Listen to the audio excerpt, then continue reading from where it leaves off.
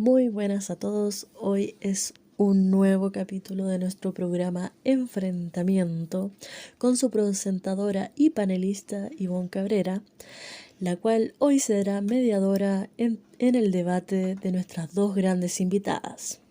La pregunta del programa de hoy es ¿quién es la mujer chilena y cómo se ha transformado durante los años? Adelante, estudio. Muy buenos días a todos. Hoy en nuestro programa Enfrentamiento tenemos un tema muy particular y controversial que ha ido cambiando durante los años y sigue en proceso de cambio. Pero primero presentaremos a nuestras dos grandes invitadas.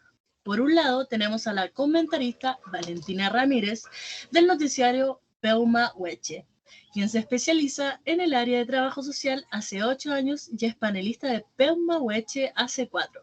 Por el otro lado, contamos con la presencia de la famosa Cristina Echeverría, quien es nutricionista hace 7 años y hace 3 años se casó con el futbolista Álvaro Bello y formó su empresa de embellecimiento de la piel hace un año, la cual ha sido muy valorada dentro de esa industria. Nuestras invitadas cuentan con la misma edad y ambas son madres.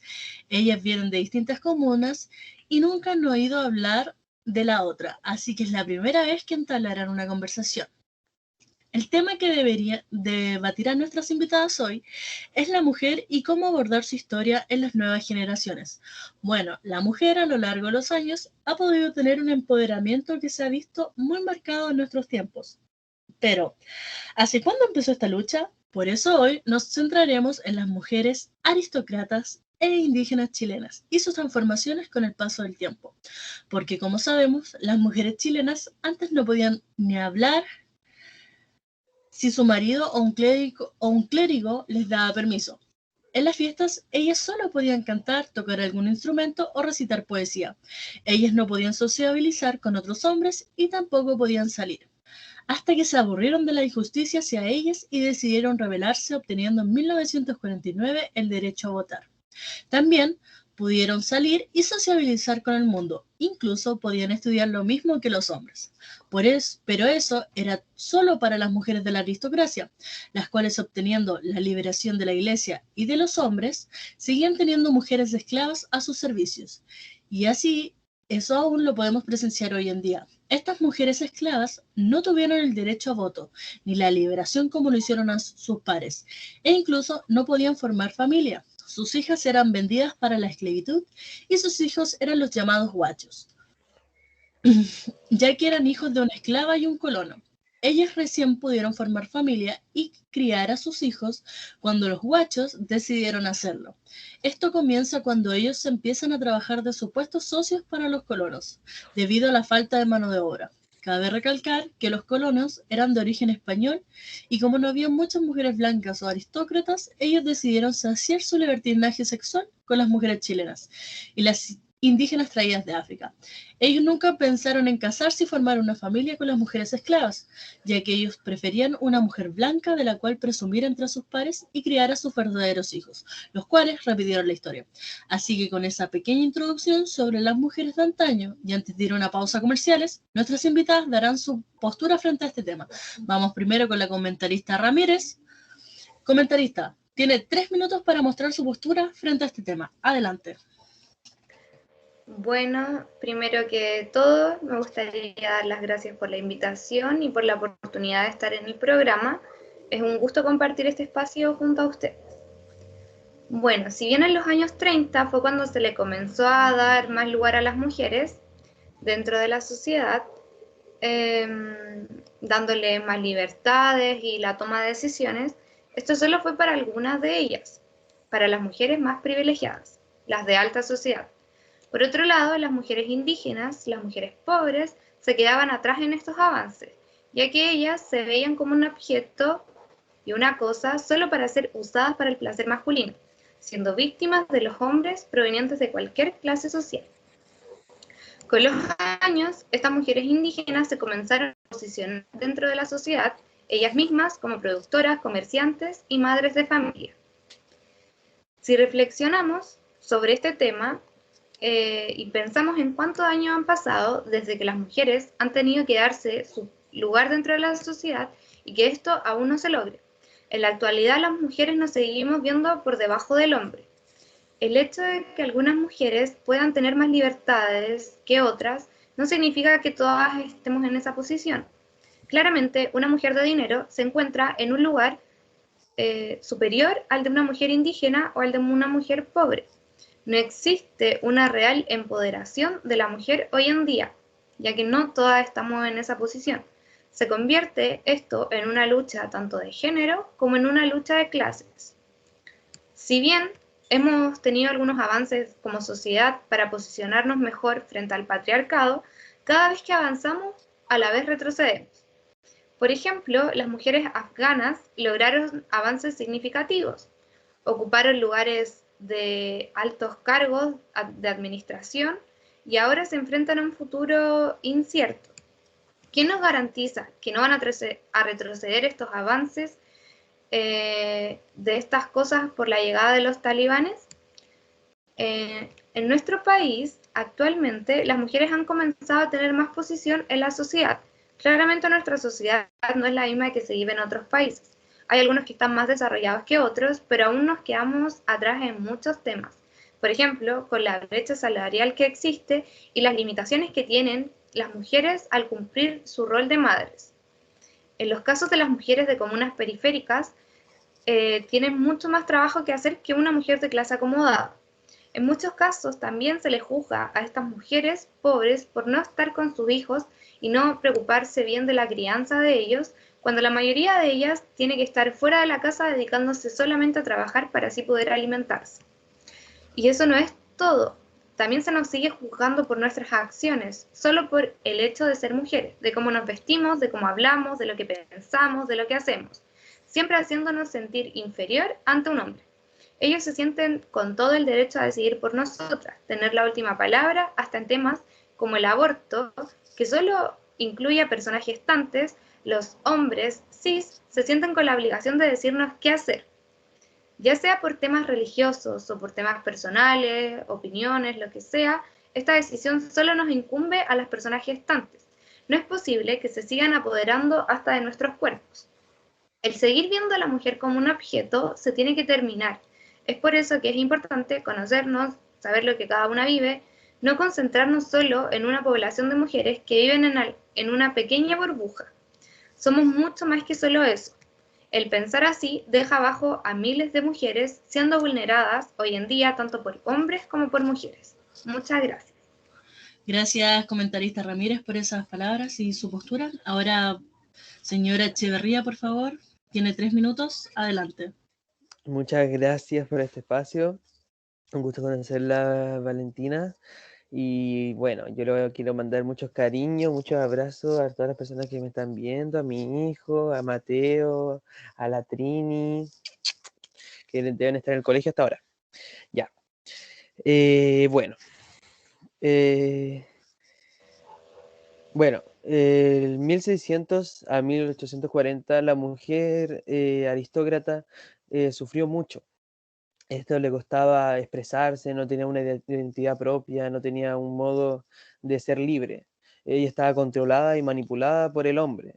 También esto estaba muy vinculado con la iglesia, que los obispos, las personas que tenían este cargo, otros poderes, manipulaban y monopolizaban la dirección espiritual de las personas. Por lo tanto, las mujeres también fuimos muy víctimas de ese enfoque, de esa dirección. No teníamos un camino a seguir, y el camino que teníamos que seguir tenía que ser de ser señoritas, de ser serviciales, de ser acomodadas, etcétera. Entonces teníamos que ser un ser, teníamos un rol. Por lo tanto, nunca tuvimos una libre expresión. Hasta en 1830, que la mujer aristócrata se cuelga como de unos de unos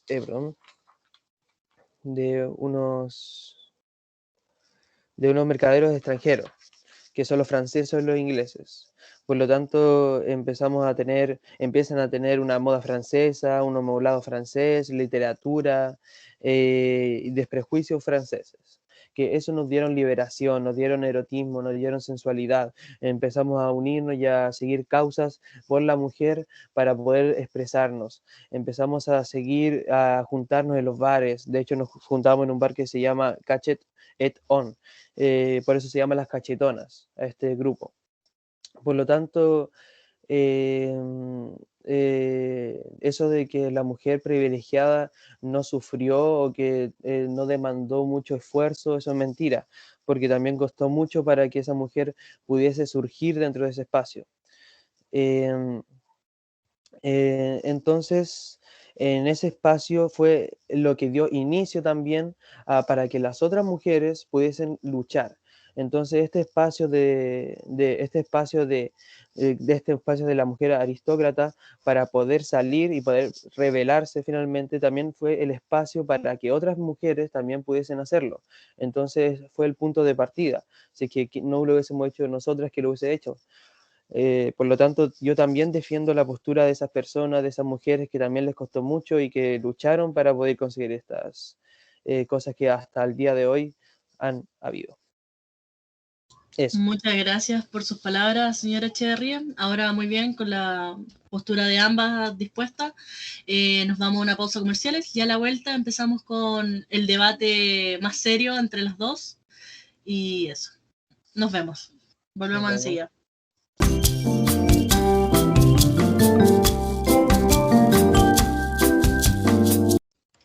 Hola otra vez. Como lo dije antes de la pausa, ahora estaremos en el debate de nuestras dos invitadas. La primera pregunta es: ¿quién es esta mujer de antaño? Señora Echeverría, tiene 1 minuto para describirnos a la mujer aristócrata.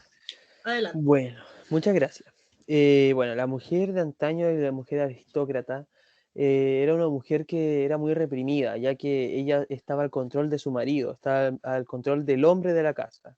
Podía ser una figura de poder, como podía ser su hermano, su cuñado, su abuelo, su padre, etcétera, su esposo. Pero ella siempre estaba al control del hombre.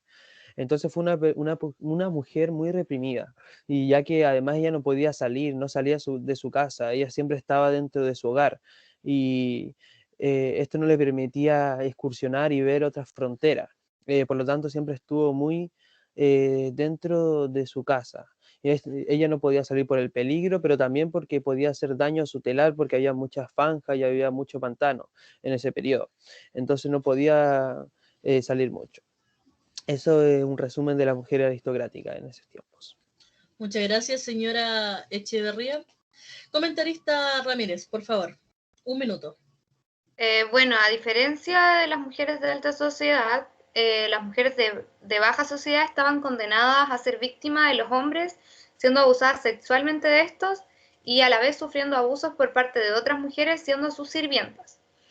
Estas mujeres no tenían ni voto, ni opinión, ni podían decidir qué hacer. Solo estaban obligadas a obedecer tanto a los hombres como a las esposas de aquellos hombres, quedando marcadas solo para satisfacer las necesidades sexuales de los hombres y las necesidades domésticas del hogar.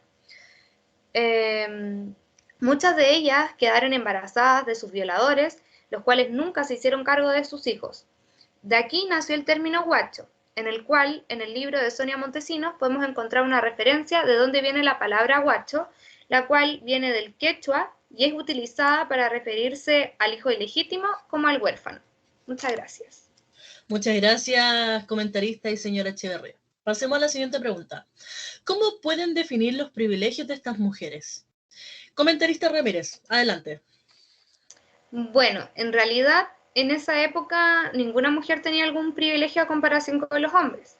Las mujeres de la alta sociedad tenían más libertades y comenzaron a tener algún que otro derecho, pero yo no los llamaría privilegios. Pero en el caso de las mujeres de bajo pueblo, ninguna tenía derecho, mucho menos podrían tener algún privilegio. Ellas seguían estando obligadas a ser esclavas sexuales y de trabajo para las familias con más dinero. Es ya después de varios años de esclavización y de ser vulneradas que lograron posicionarse ellas mismas dentro de sus sociedades populares para poder abrir una puerta a tener derechos. Muchas gracias. Muchas gracias, comentarista Ramírez. Señora Echeverría, por favor. Bueno, yo creo que concuerdo con las palabras de la señorita Ramírez de que las mujeres en general no tenían mucho privilegio. En el caso de la mujer aristócrata, ella tenía el privilegio en su casa, tenía los privilegios de su hogar, de su comida, no le faltaba abrigo, por lo tanto esos son los primeros privilegios que empieza a tener desde chica. Y segundo, el otro privilegio es que podía cantar, podía hacer poesía, podía tocar instrumentos, pero siempre desde la casa, siempre desde el hogar. No se le permitía salir. Por lo tanto, eso también fue un límite que ella tuvo. Esto hasta 1830, 1840, ya que en ese periodo fue cuando ella empezaron a salir a clubes, empezaron a rebelarse, empezaron a tener libertad sexual, o una mayor libertad sexual, no como antes. Por lo tanto, empezaron a eretizarse más, a mostrar más su personalidad, a liberarse. Y eso es un cierto privilegio que la mujer aristócrata tuvo en ese periodo.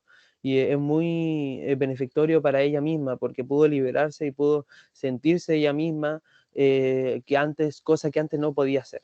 Esos son unos privilegios que podría mencionar de ella. Claro, como dice la compañera Echeverría, empezaron a haber cambios en los espacios y en la sociedad, se comenzaron a abrir más para las mujeres, dándole más lugar, pero en realidad este lugar solo era para una cierta sociedad de mujeres, las cuales eran mujeres blancas, de dinero, de alta clase, porque por otro lado las mujeres negras, pobres, indígenas, seguían quedando marginadas de estos privilegios, por decirle así. Eh, Ellas seguían viviendo los abusos por parte de los hombres y por parte de sus esposas, de las mujeres. Entonces, claro, comenzó a haber como más privilegios para las mujeres, pero siempre centrándose en un grupo de mujeres. Claro.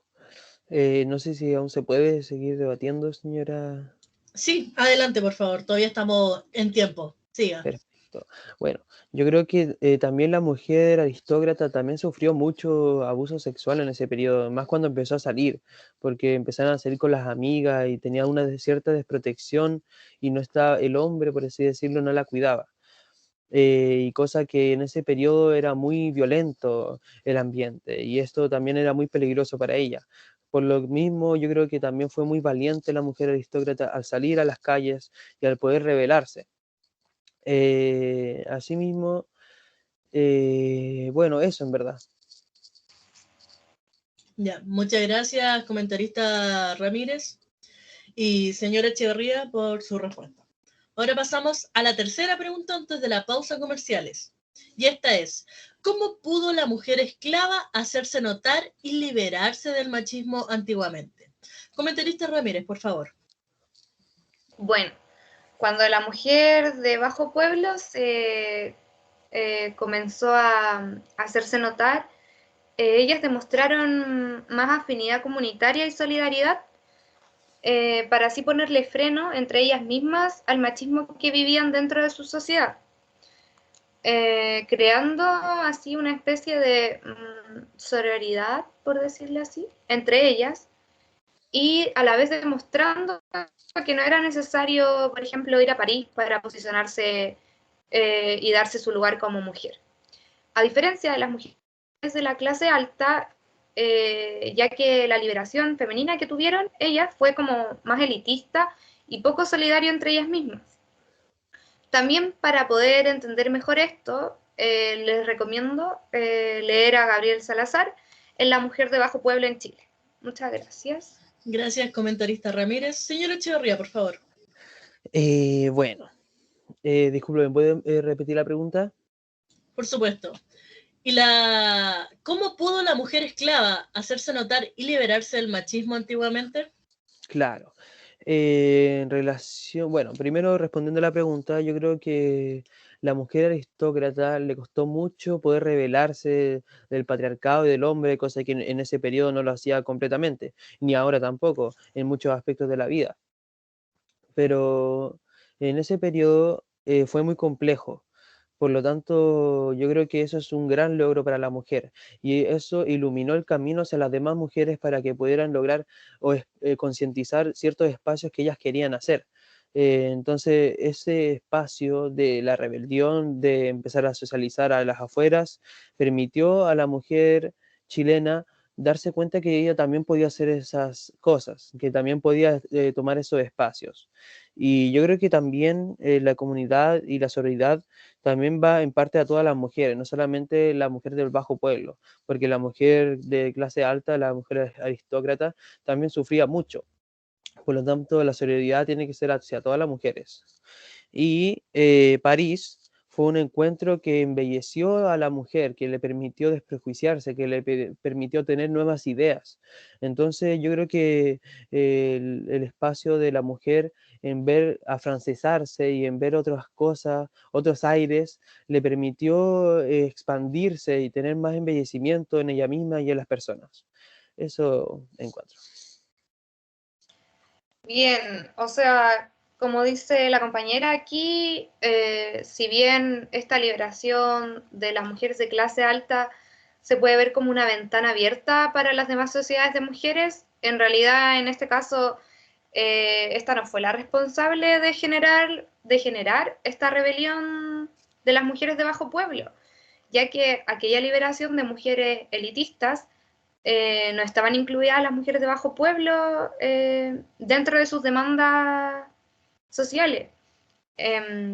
Esta rebelión que nació de las mujeres de bajo pueblo fue causa de ellas mismas y de su sociedad, de querer ellas terminar con el machismo que se encontraba en sus sociedades populares, y fueron ellas las que decidieron frenar con esto dentro de sus comunidades.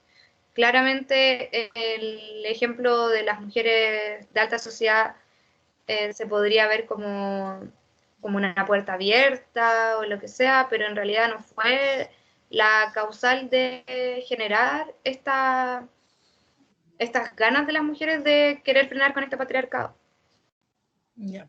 Muchas gracias a ambas. Perdón, se ha acabado el tiempo, señora Echeverría, disculpe.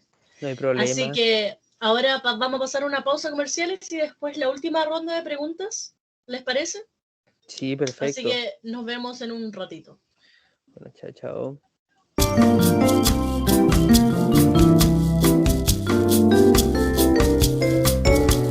Muy bien, volvemos con la ronda de preguntas. La siguiente pregunta es, ¿están de acuerdo con la postura de su contrincante?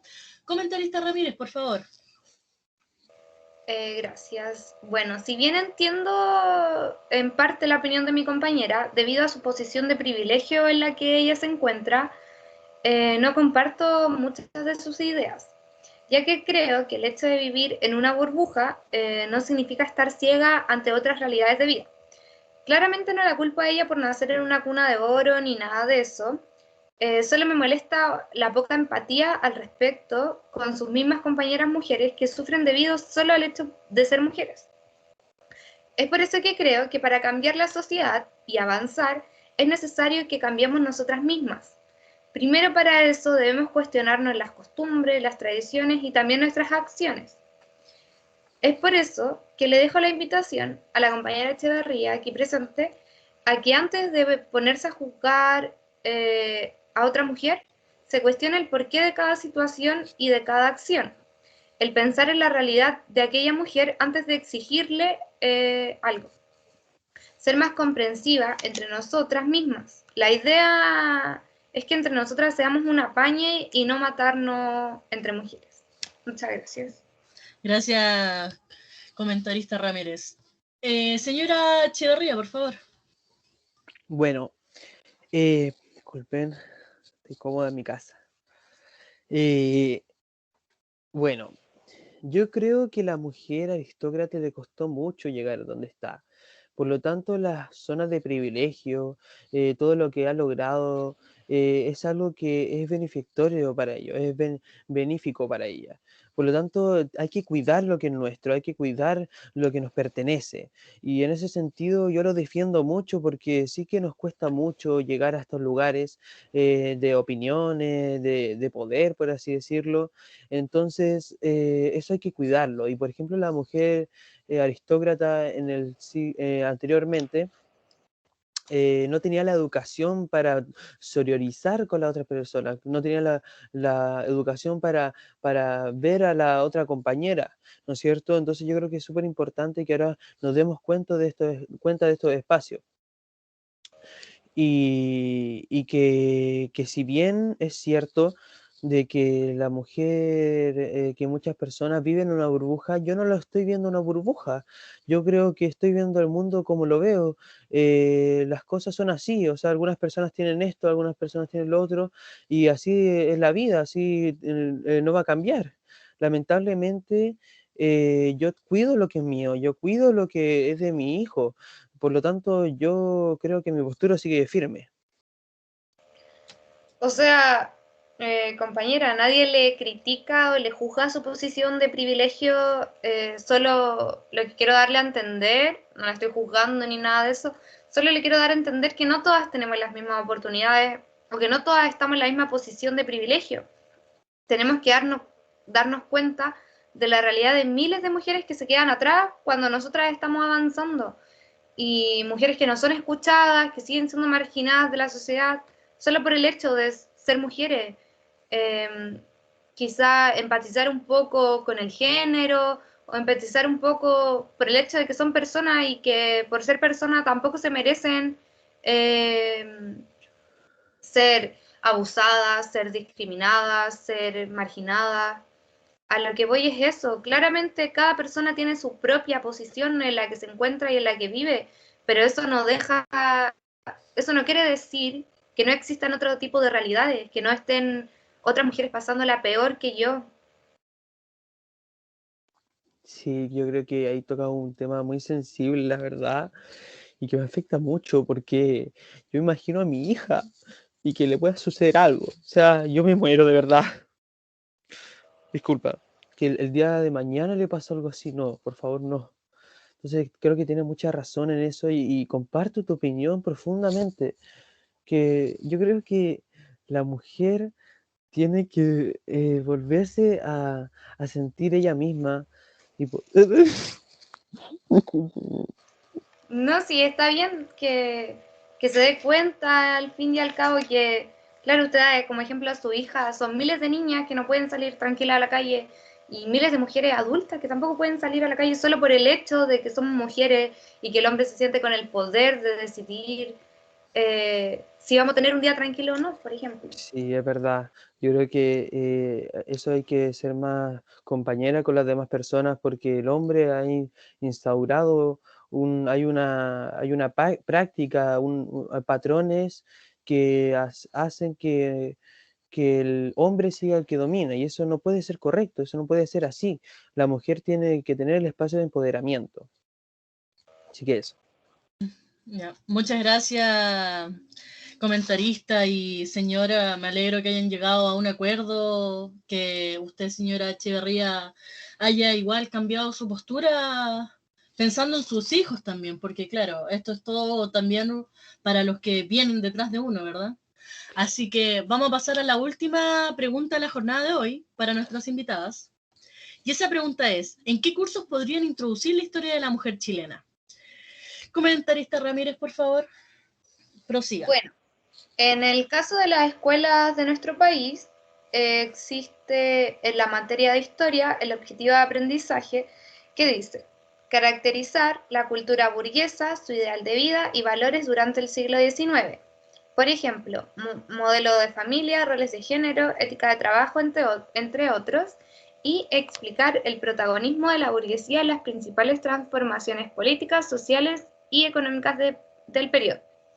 Por otro lado, también tenemos en la asignatura de orientación, también para primero medio, el objetivo de aprendizaje que dice promover en su entorno relaciones interpersonales constructivas, sean estas presenciales o por medio de las redes sociales, sobre la base de análisis de situaciones, considerando los derechos de las personas, acorde a los principios de igualdad, dignidad, inclusión y no discriminación. Si analizamos, estos dos objetivos de aprendizaje están muy ligados al tema del cual estamos hablando hoy aquí en este programa. Pero si bien yo creo que es importante que los jóvenes de primero medio aprendan al respecto de esto, yo la verdad le enseñaría esto más a las niñas pequeñas. Comenzaría quizás con un tercero básico, de a poco a instaurarle estos temas para que ellos vayan aprendiendo temas tan relevantes como entender cómo funciona actualmente nuestra sociedad y el por qué los cambios históricos que han vivido las mujeres dentro de la sociedad chilena. Además que a esa edad, bueno, las niñas en verdad son muy inteligentes y son muy capaces de entender temas tan importantes como este. Tenemos que dejar de pensar que el hecho de que sean niñas los hace menos capaces. Tenemos que nosotros y nosotras como adultos a cargo darles las capacidades a las niñas para que entiendan estos temas. Es por eso también que creo que es importante que la sociedad sepa cómo ha ocurrido la historia, entender cómo y gracias a qué hemos tenido los avances que utilizamos hoy en día nosotras las mujeres, y a la vez también como sociedad abrirnos a los cambios que las nuevas generaciones quieran realizar. Eso, muchas gracias. Bien, gracias comentarista Ramírez. Señora Echeverría, por favor. Bueno, yo comparto muy bien la opinión de la compañera Ramírez, ya que yo también tengo hijos, el Mateo es súper inteligente, la Trina igual, a ella le encanta la arte, las matemáticas, y en los temas de historia a ellos les pasan cosas más bien delicadas, por así decirlo, ¿no? Los mapuches, pero no tanto el conflicto mapuche en sí, ¿no es cierto? Cómo se alimentaban los indígenas, cómo eran los sucesos, pero no tanto en cómo se producía este conflicto y cómo se produjo este conflicto. Yo creo que esto es algo muy delicado para ellos. Y que es algo que no podemos decirles de forma tan tan chicos, porque es muy peligroso que ellos sepan estas cosas. O sea, después si lo pueden replicar o hacer algo, yo creo que no, es muy peligroso. Por lo tanto, no estoy tan de acuerdo en ese aspecto. Muchas gracias, señora Echeverría, por sus palabras. Comentarista, ¿tiene algo que decirle a la señora Echeverría antes de terminar?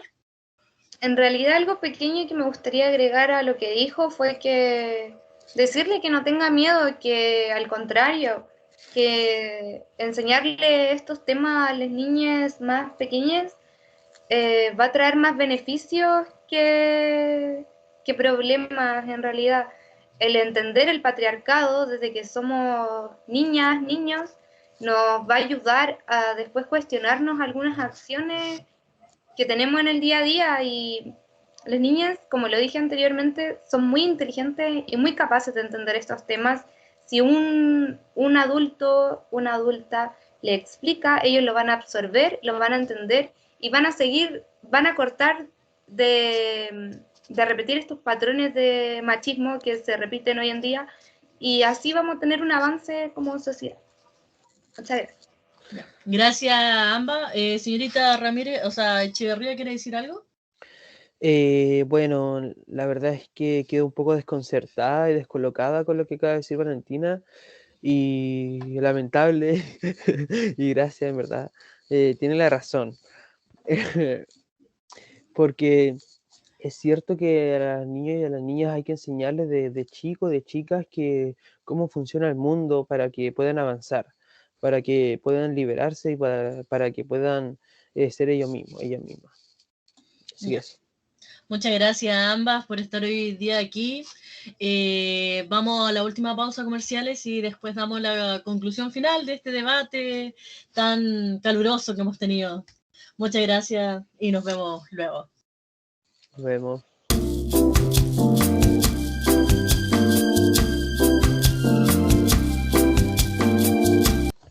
Bueno, como hemos presenciado hoy, las mujeres siguen teniendo problemas para llegar a una gran empoderación, y según Salazar en su libro La mujer de bajo pueblo en Chile, de 1992, no se tomó en cuenta a las mujeres indígenas, pero ellas solo pudieron generar fuerza y liberarse del machismo y de la discriminación de sus pares.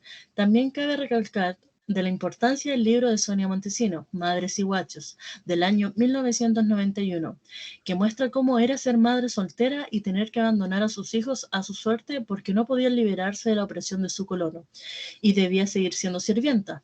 Y su hijo pasaba a ser un vagabundo guacho y las hijas eran vendidas para la servidumbre, recreando así la misma historia otra vez. También en el libro de Montesino vemos el ejemplo que hizo sobre la Llorona. Ella toma un fragmento del libro de Palma para evidenciar que la Llorona era una joven indígena que tuvo un hijo con un colono y como no se mezclan razas, decide arrojarlo al río y se vuelve loca. Ella argumenta que la joven no repudia al blanco, sino a su hijo bastardo, pero ya es muy tarde para hacer algo y por eso lo lanza al río. Entonces, recapitulando la postura de la comentarista Ramírez, su postura es con esa mujer esclava, con esta mujer que estuvo sola y se empoderó sola para poder liberarse de la esclavitud, del machismo y de la discriminación de sus padres. Y la postura de la señora Echeverría es con las mujeres aristócratas, que según como ella lo dice, son las que abrieron paso para el verdadero empoderamiento. Señora Echeverría, al parecer quiere acotar algo. Adelante. Sí, bueno. Creo que ha sido una epifanía este momento porque me ha hecho dar cuenta lo que ha sucedido y veo con otros ojos ahora el mundo. Creo que las perspectivas y las distintas perspectivas que tienen las personas son muy importantes para construir y enriquecernos dentro de nuestra mirada. Esto nos permite observarlas y discutirlas para poder ampliar la perspectiva histórica. Y lo que hemos mencionado, lo que hemos hablado con usted y con Valentina, es muy potente, muy delicado, es un puente que nos permite unir el pasado con el presente. Entonces, esto es muy importante para poder observarlo, ¿no es cierto? Y creo que me llego con mucho aprendizaje, me llevo mucho aprendizaje, muchas enseñanzas, mucho conocimiento acerca de estos sucesos. Eso, por ahora. Muchas gracias por sus palabras, señora Echeverría.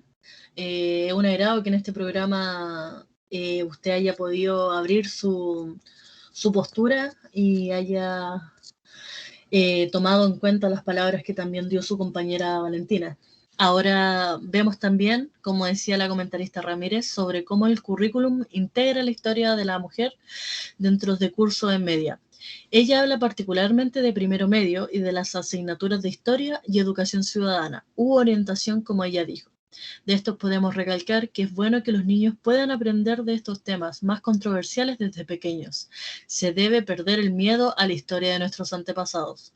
Por último, quiero agradecer tanto a la comentarista Ramírez como a la señora Echeverría por haber venido y haber puesto su postura frente a la mujer chilena y también por responder la pregunta esencial, la cual era quién es la mujer chilena y cómo se ha transformado durante los años. Pregunta que mucha gente ha respondido de distintas formas y hoy pudimos tener a dos grandes invitadas que tenían diferentes posturas sobre la mujer y su empoderamiento a lo largo de los años. Comentarista Ramírez, ahora tiene la palabra. Bueno, me gustaría agradecer al programa por la oportunidad. Me sentí muy cómoda y me gustó mucho poder compartir este espacio junto a ustedes. Yo tengo el privilegio de estar aquí hoy en día discutiendo este tema junto a ustedes que sigue siendo tan relevante en nuestra actualidad. Si bien la historia es fuerte y está marcada de mucha violencia, es importante aprender y que se nos enseñe tanto en las escuelas como en otros espacios de aprendizaje lo que sufrieron nuestras antepasadas, los abusos, las violaciones, la violencia vivida, ya que esto es una lucha que sigue vigente hoy en día. Agradecerle a las mujeres valientes, las cuales han impulsado este movimiento, y así tomar su ejemplo para seguir luchando como mujeres. Muchas gracias. Ya, muchas gracias a ambas. Señora Echeverría, ¿quería decir algo usted? Sí, quiero seguir compartiendo la opinión de Valentina, que es muy importante porque la mujer aristócrata y yo misma me he situado en un espacio donde todo lo he tenido y donde todo se me ha sido muy privilegiado. al mismo tiempo muchas cosas se me han hecho difíciles. Por ejemplo, llegar a estatus de poder o de dinero también se me ha hecho muy complicado. Hay muchas cosas, muchas falencias que aún existen, que por ejemplo de temas de acoso sexual que aún son prevalentes hoy en día y que es muy importante que seamos conscientes y que podamos educar a nuestros hijos, a nuestras hijas acerca de estos asuntos. Entonces, en ese punto voy a recalcar nuevamente la niñez, porque es muy importante que tengamos fuertes pilares para poder crecer en conjunto, en solidaridad, en compañía, en comunidad y para poder crear mejores vínculos con las demás personas. Así que hoy día me dio mucho aprendizaje. Muchas gracias. Ya, muchas gracias a ambas por este programa, ha sido maravilloso, el debate estuvo muy agradable, quiero decir, y así termina el programa de hoy día de enfrentamiento. Así que terminamos con la pregunta para la casa, que es: ¿qué opinan de la historia actual y la de antaño de la mujer y cómo ha evolucionado y cómo podría ser en un futuro? Espero que la gente que nos está viendo lo responda, ya sea con otras personas o en su propia mente. Hasta Mateito, luego. responde. Sé que me estáis viendo. Un saludo a Mateito y a la Trini. A la Trini. Ahí, hasta el próximo programa. Adiós. Hasta luego.